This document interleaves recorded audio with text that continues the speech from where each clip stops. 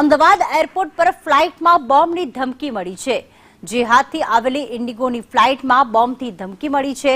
સુરક્ષા એજન્સીઓએ ફ્લાઇટમાં ચકાસણી હાથ ધરી તો ફ્લાઇટમાં શંકાસ્પદ વસ્તુ ન મળતા રાહત થઈ છે। ધમકીના પગલે જે છે તે જેહાદથી આવેલી જે ઇન્ડિગોની ફ્લાઇટ હતી ત્યાં બોમ્બથી ધમકી મળી।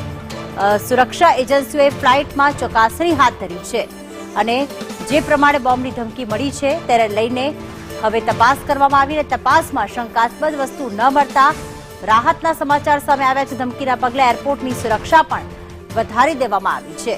તો પોલીસ સુરક્ષા એજન્સી ફાયર વિભાગે એક બેઠક પણ કરી અને અમદાવાદ એરપોર્ટ પર જે ફ્લાઇટમાં બોમ્બની ધમકી મળી જેમાં કોઈ શંકાસ્પદ વસ્તુ નથી મળી આવી। પ્રતિક અમારી સાથે જોડાઈ ગયા છે। પ્રતિક, કઈ રીતે ધમકી મળી હતી? મેલ આવ્યો હતો, ફોન આવ્યો હતો કે કોઈ મેસેજ કરવામાં આવ્યો હતો? હાલમાં કઈ દિશામાં તપાસ?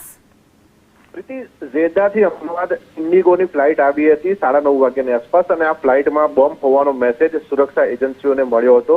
મેસેજ મળતાની સાથે જ સુરક્ષા એજન્સીઓએ ફ્લાઇટનો કબજો લઈને ફ્લાઇટની ચકાસણી કરી હતી, તેમજ મુસાફરો જે બેઠા હતા તે મુસાફરોના સામાનની પણ ચકાસણી કરી હતી। ચકાસણીના અંતે કોઈ પણ શંકાસ્પદ વસ્તુ નથી મળી આવી, જેના કારણે સુરક્ષા એજન્સીઓ તેમજ સ્થાનિક પોલીસે રાહતનો શ્વાસ લીધો છે। પરંતુ આ ફોન આવ્યો હતો કે પછી મુસાફરે આ મેસેજ આપ્યો છે બાબતે હાલ તપાસ થઈ રહી છે।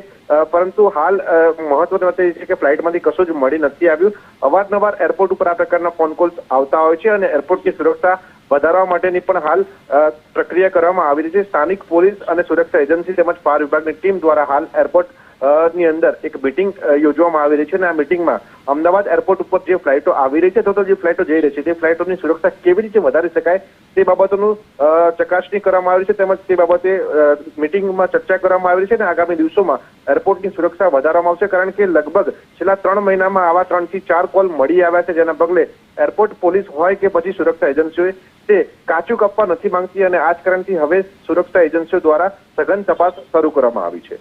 આભાર પ્રતિક, તમામ વિગતો માટે।